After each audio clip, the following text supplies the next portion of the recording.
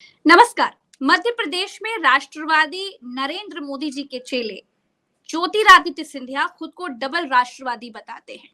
पत्रकार राकेश पाठक जी ने एक किताब लिखी है जिसमें उन्होंने ये लिखा है कि ज्योतिरादित्य सिंधिया के पुरखों ने अंग्रेजों का साथ दिया था।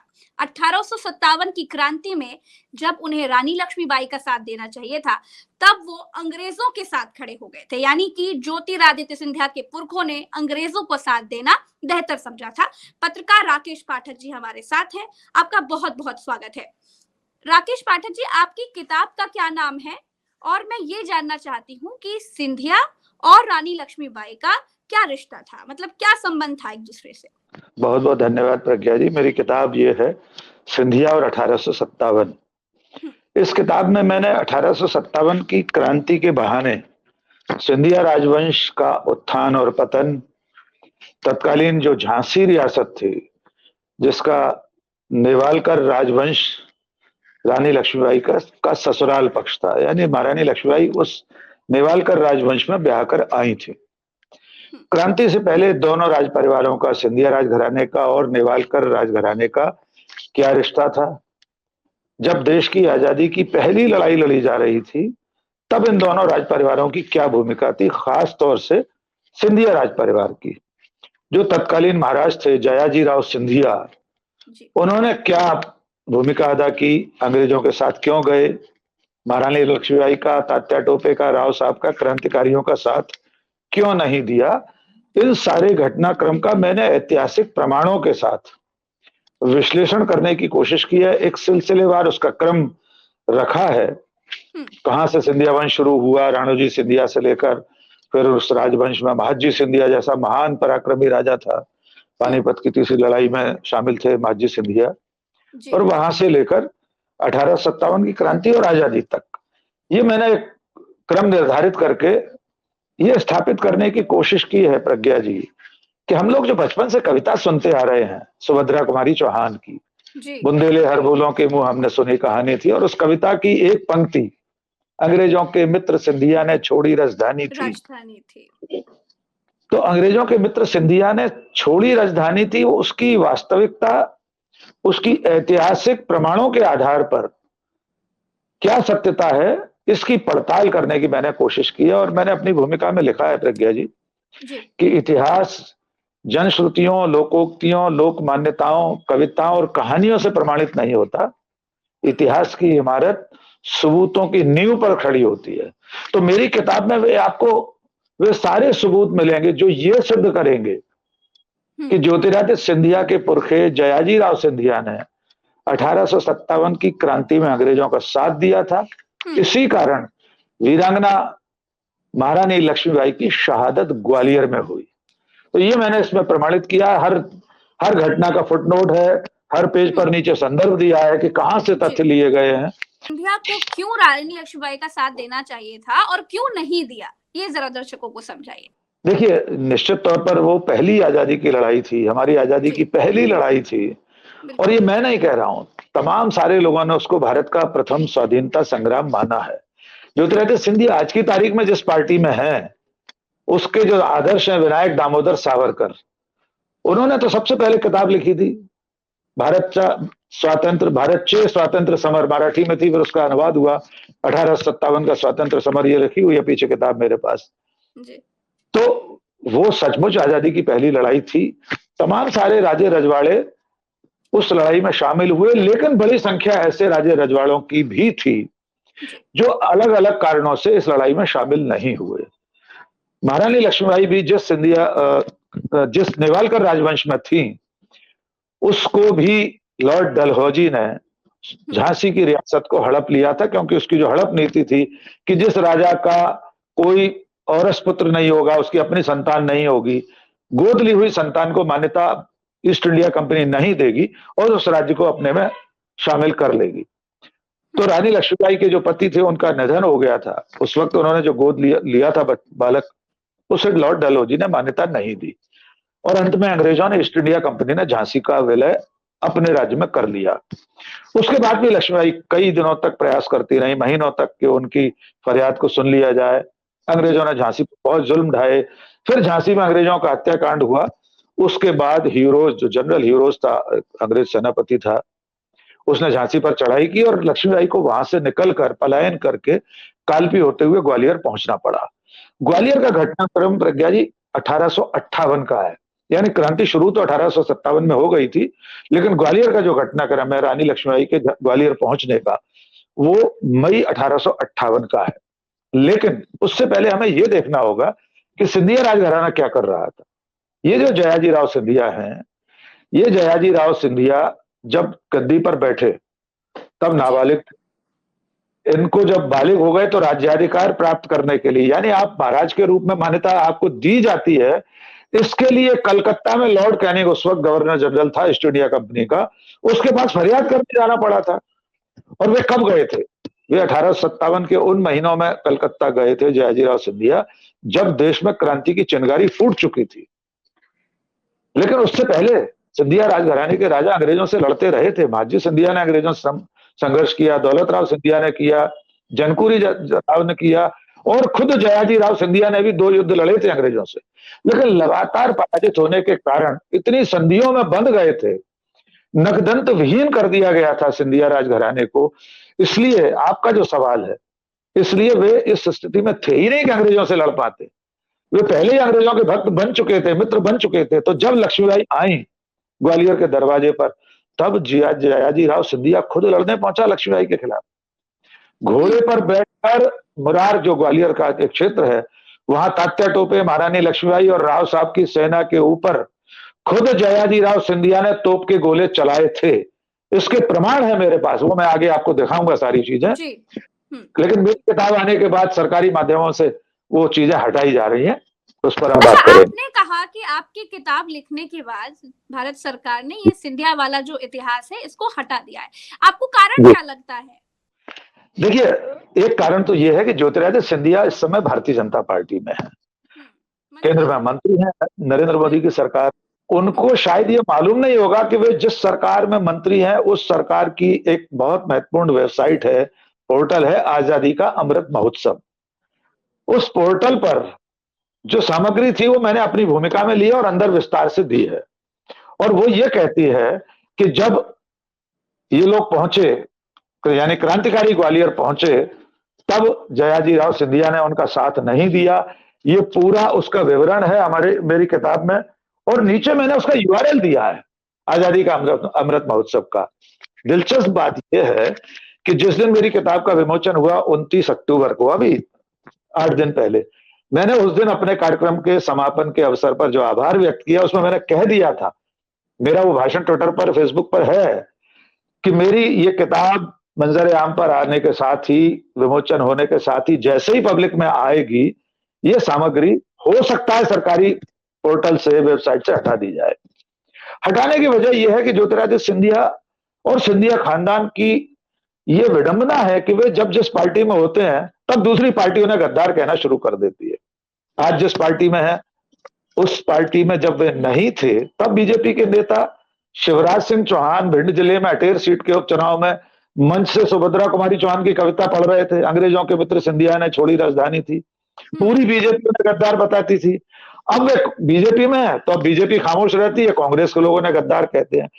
मेरा मंतव्य ये नहीं है, मेरा मंतव्य ऐतिहासिक तथ्यों को रख देना, और एक सरकारी पोर्टल या वेबसाइट से एक पन्ना हटा देने से इतिहास मिटता नहीं है। प्रज्ञा जी, ये मेरे हाथ में सिंधिया राजघराने का गजेटियर है, गजेटियर रियासत ग्वालियर। ये वो दुर्लभ ग्रंथ 1907 में छपा है, कप्तान CE lowered, central India agency के सुपरिंटेंडिंग गजेटियर। ये देखिए, आपके दर्शकों के लिए बहुत साफ दिखा दूं जी।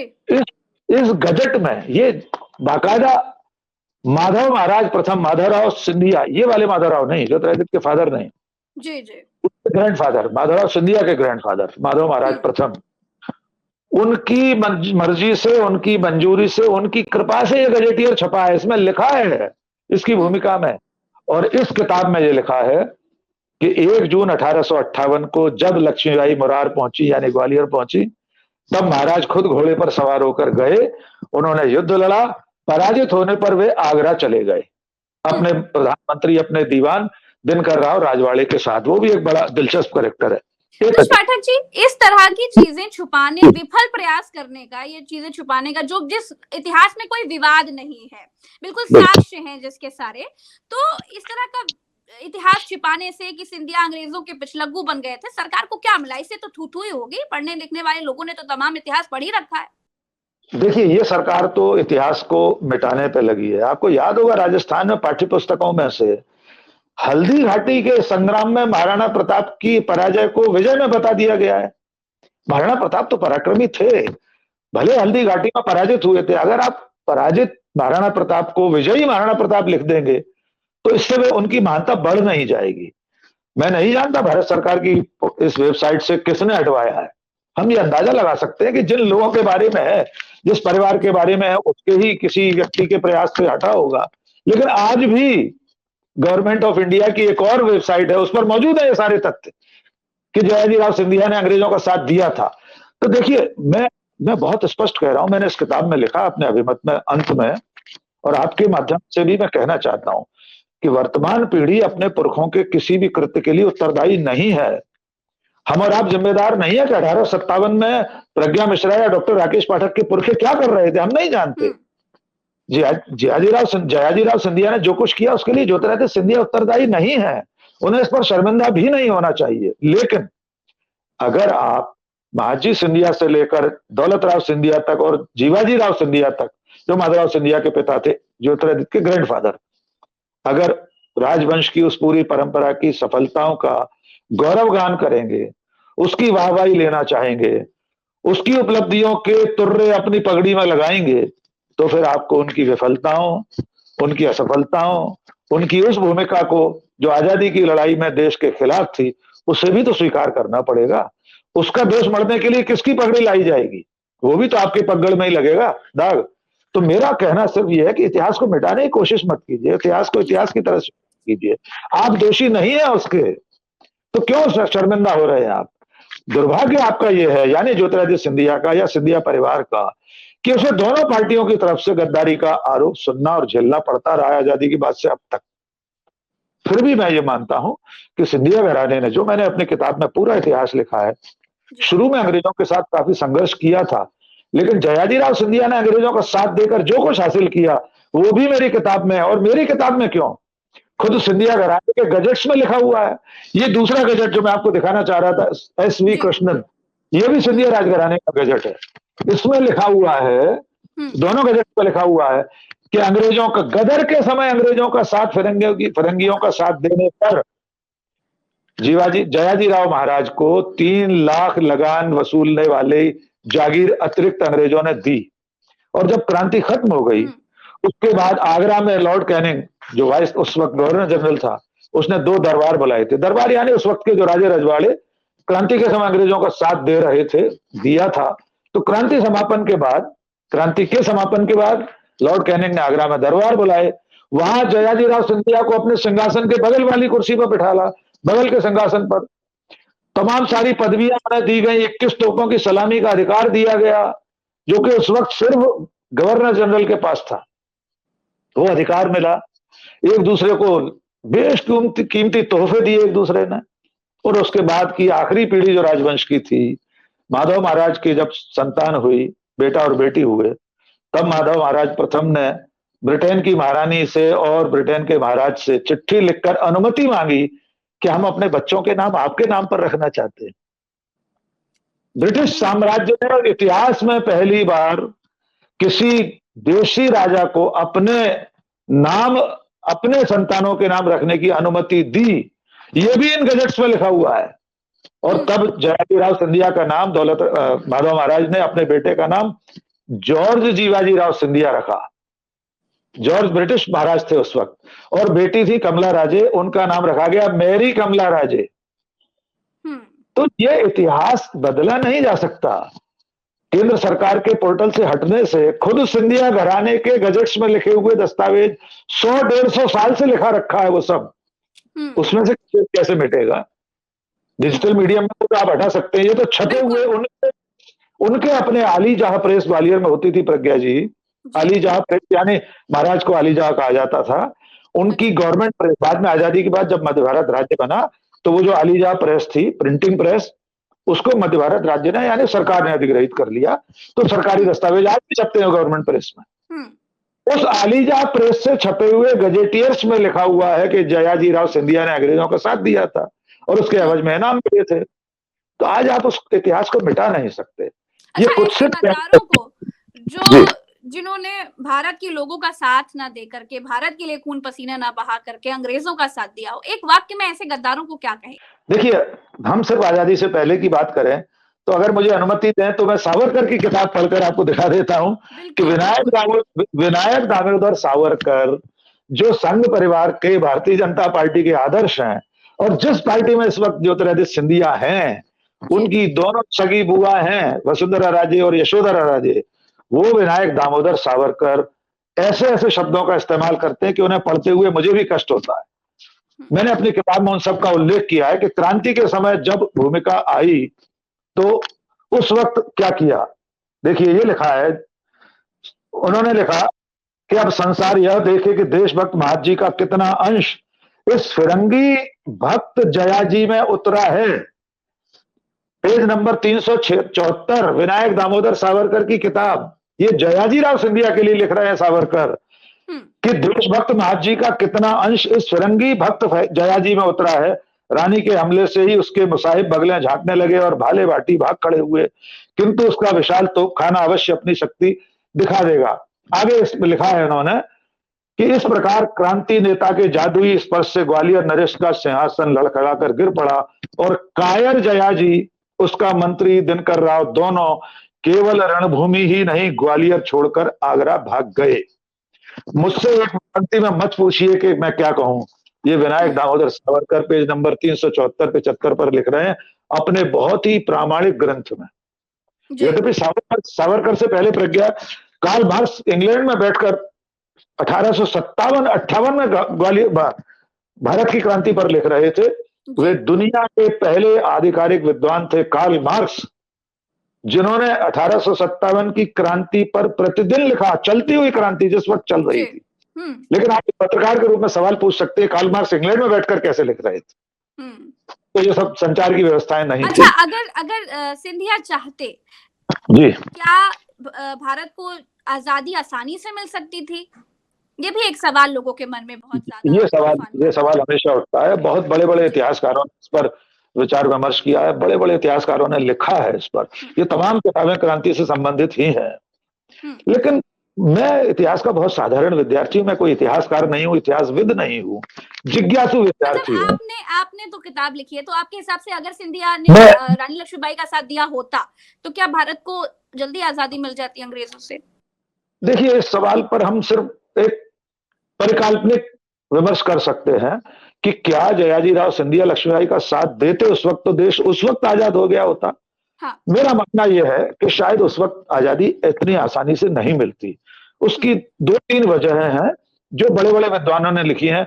अयोध्या सिंह भारत का मुक्ति संग्राम, उनकी किताब भी रखी है, उन्होंने भी इसका विश्लेषण किया है, बहुत सारे लोगों ने किया है। 2-3 वजह है। सबसे पहली वजह यह है कि हमारी जो आजादी की पहली लड़ाई थी वो किसी एकीकृत कमान में नहीं हो रही थी, कोई उसका कमांडर इन चीफ नहीं था। बहादुर शाह जफर एक बूढ़ा बादशाह था, उसको क्रांतिकारियों ने अपना नेता मान लिया था, लेकिन उस तरह से रणनीति पूर्वक जैसे अंग्रेज लड़ रहे थे, जैसी अंग्रेजों की सेना थी, जैसी प्रशिक्षित और अनुशासित उनके पास सेना थी, और वो सेना भी किसकी थी प्रज्ञा जी? हमारे ही लोग, भारतीय तो थे अंग्रेजों की सेना में। जब जनरल ह्यूरो झांसी की चढ़ाई करने आया, झांसी का उसने घेरा डाला, या ग्वालियर में जब 17 दिन तक क्रांतिकारियों का राज रहा, महारानी लक्ष्मीबाई, तात्या टोपे, राव साहब ग्वालियर पर राज करने लगे थे, सिंधिया तो भाग गया था आगरा। उन 17-18 दिनों में 1 जून से लेकर 17 जून तक, जब तक हीरो दोबारा सेना लेकर नहीं आ गया, तब तक भी क्रांतिकारियों ने कोई तैयारी नहीं की। अगर जयाजी राव सिंधिया साथ देता भी, तब भी अंग्रेजों की सेना से, अंग्रेजों की प्रशिक्षित, अंग्रेजों के रण कौशल से जीतना क्रांतिकारियों के लिए संभव नहीं था। ग्वालियर लक्ष्मीबाई की आमद से पहले क्रांति कई जगह विफल हो चुकी थी। अवध में, लखनऊ, कानपुर जिसको हम कहते हैं, उसमें नाना साहब हार चुके थे।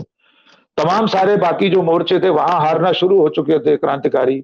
अकेला जयाजी राव लक्ष्मीबाई के साथ खड़ा हो भी जाता तब भी ये क्रांति सफल नहीं होती, क्योंकि पूरे देश में एक साथ शुरू नहीं हुई थी और दुर्योगवश निर्धारित समय से पहले शुरू हो गई थी। मंगल पांडे ने निर्धारित तिथि से पहले गोली चला दी और उसके बाद हम जानते हैं कि किस तरह अंग्रेजों ने उसका मुकाबला किया। तो मैं इतिहास के साधारण विद्यार्थी के नाते इस निष्कर्ष पर पहुंच नहीं पाता हूं कि अगर जयाजी राव साथ देता तो देश आजाद हो जाता उस वक्त, शायद नहीं एक होता। आखिरी सवाल आपके लिए ये है कि आपकी किताब में जो पुराने घाव कुरेदे गए हैं, क्या ज्योतिरादित्य सिंधिया, क्योंकि 5 राज्यों में चुनाव है, मध्य प्रदेश में बड़ी टेंशन बहुत भारी है, तो क्या लग रहा है कि सिंधिया को बहुत बड़ी टेंशन, ज्योतिरादित्य सिंधिया को टेंशन हो गई है थोड़ी? देखिए, मैं तो नहीं जानता और मैं तो इस वक्त इस बारे में उनसे कोई किसी से मेरी बात हुई नहीं, किताब लिखते समय भी नहीं हुई, क्योंकि जरूरत भी नहीं थी। क्योंकि क्रांति आजादी के पहले तक पर मैंने लिखी है।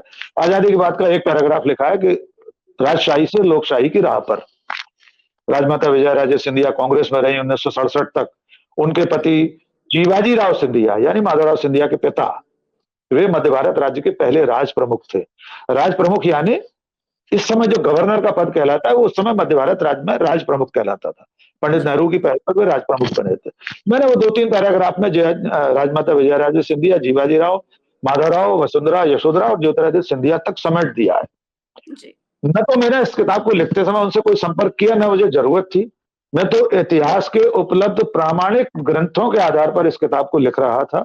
हो सकता है उन्हें इससे कोई तनाव हुआ हो, लेकिन मैं स्पष्ट कहना चाहता हूं, उन्हें इसको इतिहास के रूप में स्वीकार करना चाहिए। उन्हें गर्व करना चाहिए कि उनके पुरखों में महादजी सिंधिया जैसे महान और पराक्रमी शासक भी थे, जो पानीपत की तीसरी लड़ाई में अहमद शाह अब्दाली के खिलाफ लड़ रहे थे। महादजी सिंधिया एक समय इतने पराक्रमी, इतने बलशाली थे कि दिल्ली का बादशाह शाह आलम उनका मोहताज था। शाह आलम को 2 बार महादजी सिंधिया ने दिल्ली जाकर मदद की, उसकी आंखें निकाल ली गई थी। तब महादजी सिंधिया ने उसको दोबारा तख्त पर बिठाला। मराठा महासंघ के महत्वपूर्ण के एक बहुत बड़े सेनापति थे महादजी। अंग्रेजों के साथ जब संधि हो रही थी तब उसमें महत्वपूर्ण भूमिका अदा कर रहे थे। तो उन्हें इस पर मलाल नहीं करना चाहिए कि जीवाजी राव सिंधिया की उस वक्त क्या भूमिका थी। हाँ, ये संयोग या दुर्योग मान सकते हैं कि मेरी किताब की टाइमिंग सहज रूप से ऐसी हो गई कि 5 राज्यों में चुनाव है, जिसमें से 2 राज्यों में सिंधिया राजे का बहुत महत्वपूर्ण किरदार है। राजस्थान में वसुंधरा राजे हैं, मध्य प्रदेश में यशोधरा और ज्योतिरादित्य हैं। इसका क्या असर होगा मैं नहीं जानता। किताब पढ़ी जा रही है, लोग इसको देख रहे हैं। किताब एक बार पूरी पढ़े जरूर। मैं तो कह रहा हूँ ज्योतिरादित्य सिंधिया को स्वयं इस किताब को पढ़ना चाहिए, फिर भी किसी नतीजे पर पहुंचे। और इस पर मुझसे कोई संवाद करना चाहे तो स्वागत है। मैं एक लेखक, एक मामूली पत्रकार के नाते किसी से भी संवाद करने को तैयार हूँ। जी, बहुत बहुत शुक्रिया राकेश पाठक जी।